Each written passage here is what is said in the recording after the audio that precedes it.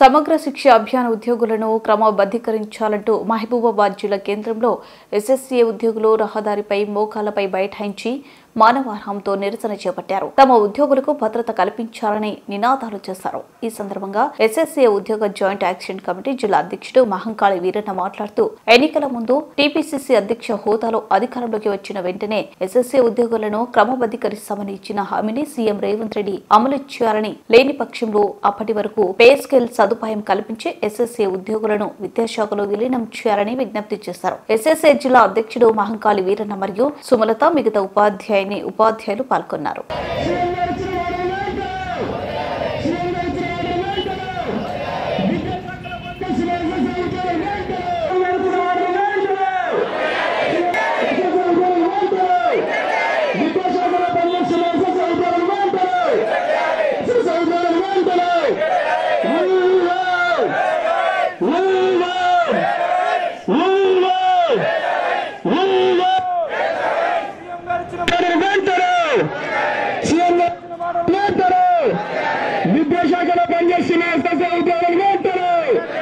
విద్యాశాఖలో పనిచేస్తున్న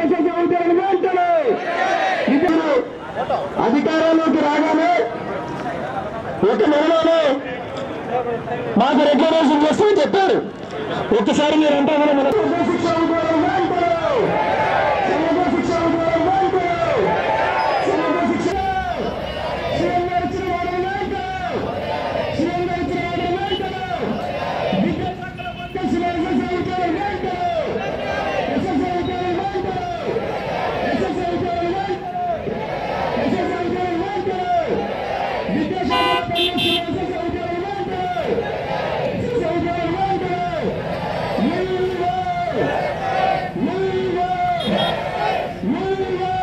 అయ్యా సీఎం రేవంత్ రెడ్డి గారు, మీరిచ్చిన మాట ప్రకారం ఈ తెలంగాణ రాష్ట్రంలో ఉన్నటువంటి సమగ్ర శిక్ష ఉద్యోగులందరినీ కూడా అధికారంలోకి రాగానే 1 మంత్లోనే 5 నిమిషాలలో మీ ఫైల్ పైన సంతకం పెట్టి మీ 19,000 మంది కుటుంబాల్లో వెలుగులు నింపుతానని చెప్పేసి మాట ఇచ్చారు. ఒక నెల పోయి సంవత్సర కాలం పూర్తి అయిపోయింది. మరి ఇప్పటికి కూడా చాలాసార్లు మిమ్మల్ని వేడుకున్నాం. ఈ రాష్ట్రంలో ఉన్నటువంటి 119 మంది ఎమ్మెల్యేలందరినీ కూడా కలిసాం, ఎమ్మెల్సీని కలిసాం, ఎంపీని కలిసాం, మినిస్టర్ని కలిసాం, మిమ్మల్ని కూడా కలిసాం. దయచేసి ఈ రాష్ట్రాన్ని రైజింగ్ నెంబర్ 1 తెలంగాణగా తీసుకువెళ్తున్నటువంటి మీరు ఈ సమగ్ర శిక్షలో పనిచేస్తున్నటువంటి మమ్మల్ని అందరినీ కూడా రెగ్యులేషన్ చేయాలని చెప్పేసి వేడుకుంటా ఉన్నాం. ఇంకో విషయం ఏంటి అని అంటే, కంప్లీట్గా విద్యా వ్యవస్థ అనేటువంటిది ఎక్కడైనా సరే చాలా కీలక పాత్ర పోషిస్తుంది.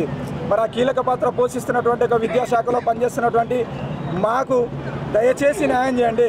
మేము అప్పీల్ చేస్తూ ఉన్నాం, వేడుకుంటున్నాం. దయచేసి న్యాయం చేయమని అడుగుతూ ఉన్నాం.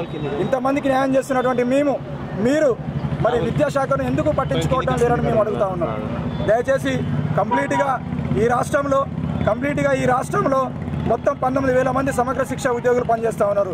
దాంట్లో 70% మంది మహిళలే ఉన్నారు. మరి ఈ మహిళలు, ఈ సోదరీమణులు ఒక్కసారి మీరు చూడండి, మమ్మల్ని చూడండి, మాకు న్యాయం చేయండి అని చెప్పేసి మేము ప్రధానంగా డిమాండ్ చేస్తా ఉన్నాం. 24/7 పనిచేస్తున్నటువంటి ఒక మా సమగ్ర శిక్షలో పనిచేస్తున్నటువంటి ఒక కేజీపీ సోదరీమణులు 24 గంటలు డ్యూటీ చేస్తూ ఉన్నారు. మరి మాకు వచ్చే జీతం ఎంత? చాలా అతి తక్కువ జీతం. మెంటల్ స్ట్రెస్, బీపీ, షుగర్లు వచ్చాయి, హార్ట్ అటాకులు వచ్చాయి, బ్రెయిన్ స్ట్రోక్లు కూడా వస్తూ ఉన్నాయి.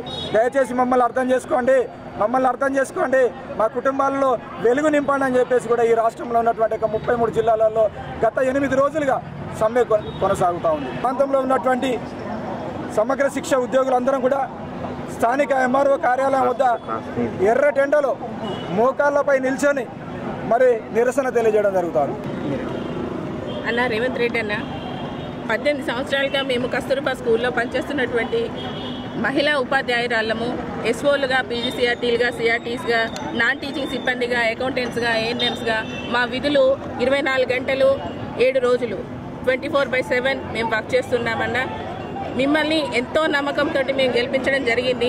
మార్పు రావాలి, కాంగ్రెస్ రావాలి అన్న నినాదంతో మార్పు మా జీవితాలలో వస్తుందని ఆశించి, మా బ్రతుకుల్లో కూడా మార్పు వస్తుందని ఆశించి మిమ్మల్ని గెలిపించుకున్నామన్నా.